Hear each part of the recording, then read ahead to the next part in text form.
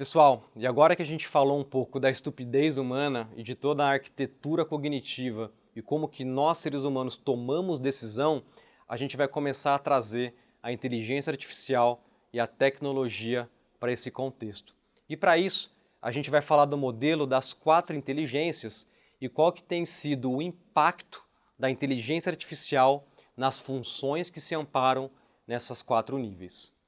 As 4 inteligências são o seguinte: a gente fala da inteligência mecânica, que é aquela que traz rotinas automáticas e tarefas repetitivas, essencialmente não são smart, não são espertas nesse sentido, não necessitam de treinamento ou educação avançados para executar aquela tarefa e são baseados em regras e padrões operacionais.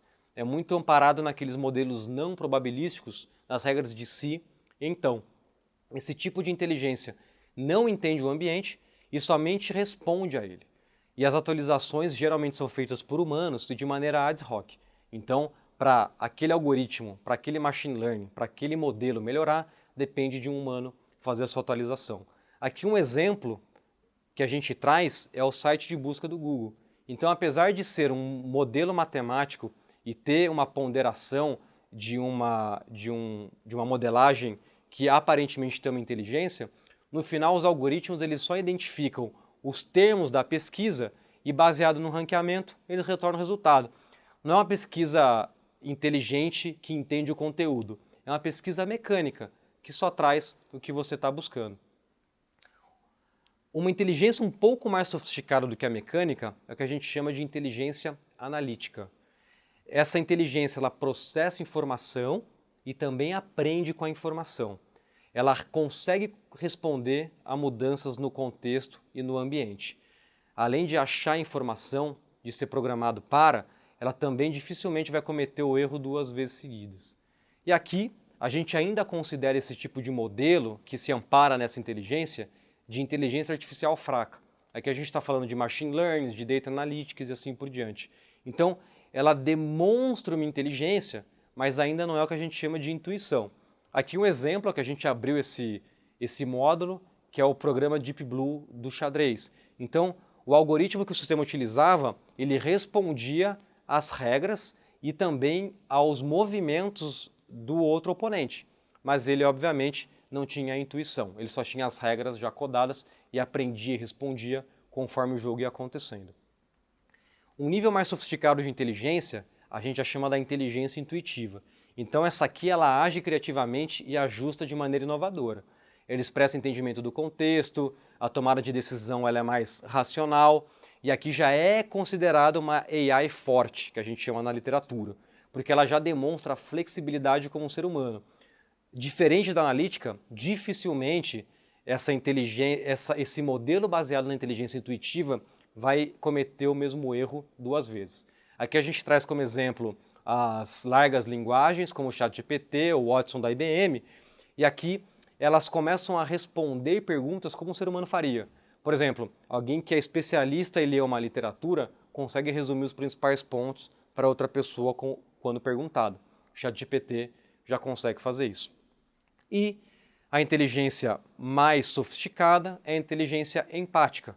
Aqui entra a habilidade não só de reconhecer, mas também de expressar emoções e também entender o impacto dessas emoções no outro indivíduo. Enquanto a intuitiva expressava tomada de decisão racional, essa aqui começa a colocar o componente emocional. Ainda tem pouquíssimas aplicações até agora. Aqui a gente traz um exemplo de uma empresa que chama Hanson Robotics, que ela fez uma inteligência artificial baseada na inteligência empática, chamada Sofia.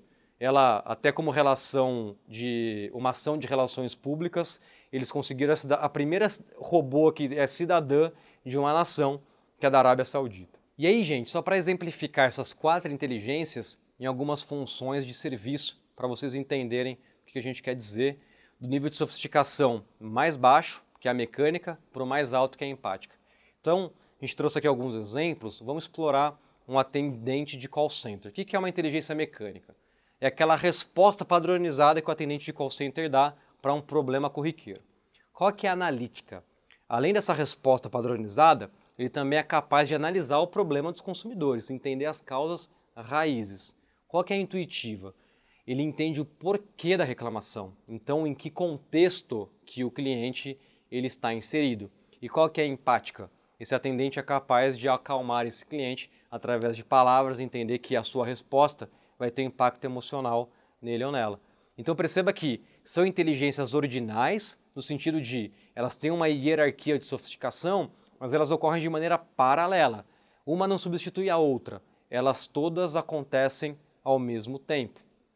E agora, quando a gente traz esse entendimento para a inteligência da máquina, para a inteligência artificial, e a gente volta naquela discussão sobre será que esses modelos vão substituir ou vão amplificar a cognição humana? Aqui a gente vai trazer um modelo de substituição, mas não é do ser humano não. Ela vai substituir tarefas. E uma vez que os modelos, a inteligência artificial, começa a substituir tarefas que têm a ver com uma dada função, a gente fala que essa função foi totalmente substituída por uma inteligência artificial. Então essa é a profundidade da substituição. Perceba de novo que a gente não está falando de substituição de pessoas, a gente está falando que essas pessoas, indivíduos, têm que ressignificar os seus dons e talentos, a gente está falando que a substituição ocorre no mais baixo nível da execução, que é no nível da tarefa.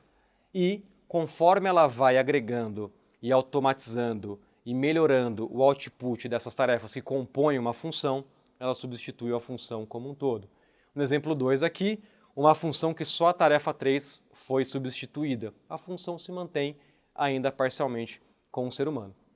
Então, gente, esse movimento ocorre de maneira bottom-up, do piso para o teto. E aí, a gente precisa também começar a contemplar não só a profundidade da substituição, mas a amplitude da substituição. Então perceba que, num primeiro momento, os nossos modelos de inteligência artificial, eles substituem tarefas que são mecânicas. É aquilo que a gente chama do estágio 1 da substituição. Depois, escala para tarefas analíticas. E assim sucessivamente, passando pelo estágio 3, a intuitiva, e o estágio 4, da empática. Então perceba que esse modelo de profundidade e amplitude se baseia em tarefa e na inteligência que aquela dada tarefa se ampara.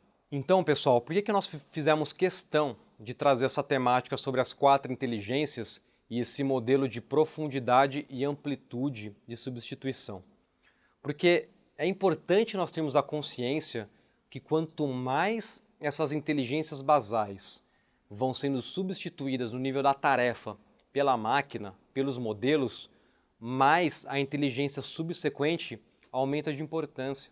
Então o que a gente quer trazer aqui é, sim, vai ter substituição e deve ter substituição de algumas tarefas no nível de inteligências mais basais. Assim como a gente viu na Revolução Industrial, assim como a gente viu com o advento da eletricidade, algumas coisas que eram feitas de maneira manual mudaram um pouco o estilo pela automação que as máquinas a vapor e a eletricidade permitiram.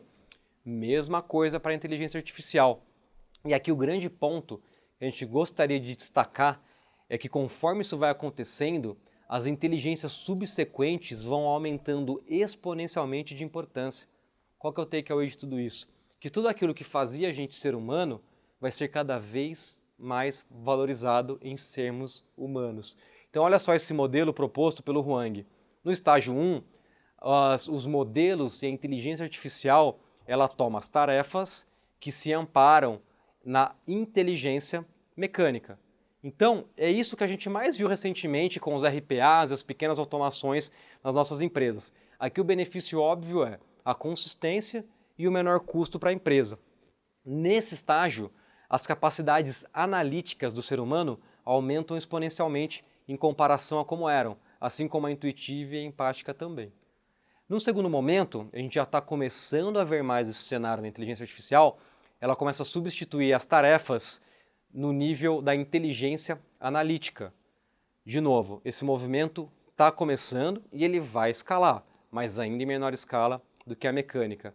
Aqui o grande ponto é que a AI começa a fornecer suporte analítico, mas não tem habilidades para tomada de decisão, comunicação, política. E sem isso, os dados por si só são inúteis. Então a importância do ser humano com a inteligência da intuição e da empatia se tornam comparativamente ainda mais importantes.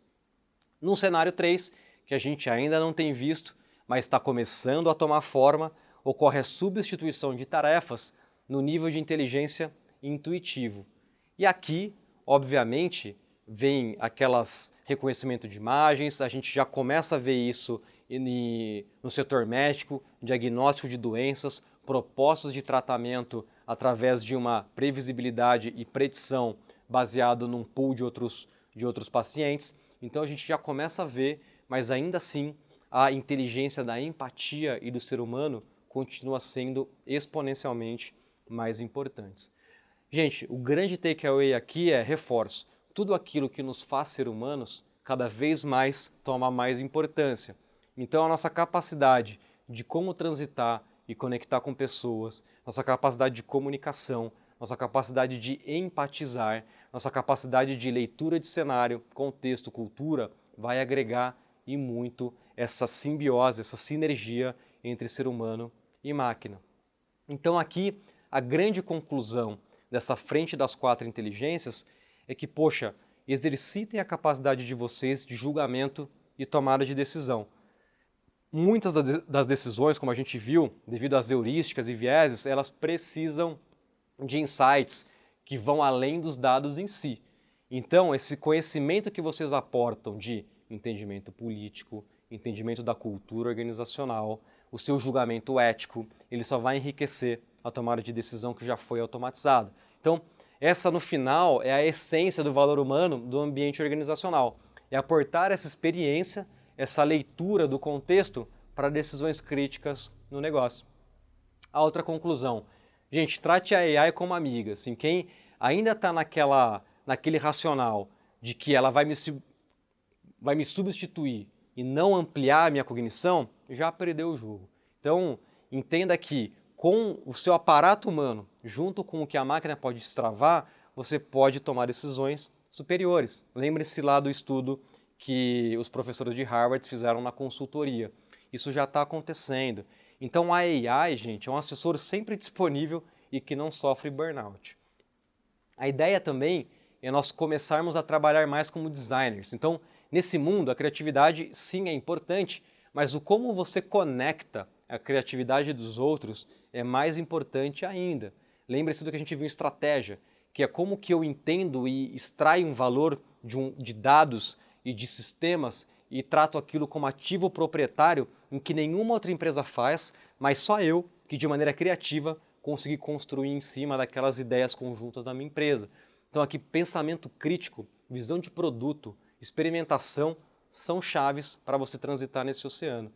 E o outro ponto, reforçamos, tudo aquilo que te fez humano vai ser cada vez mais valorizado. Então trabalhe no seu network, nas suas habilidades sociais, entendam sobre coaching, entendam sobre colaboração, sobre comunicação.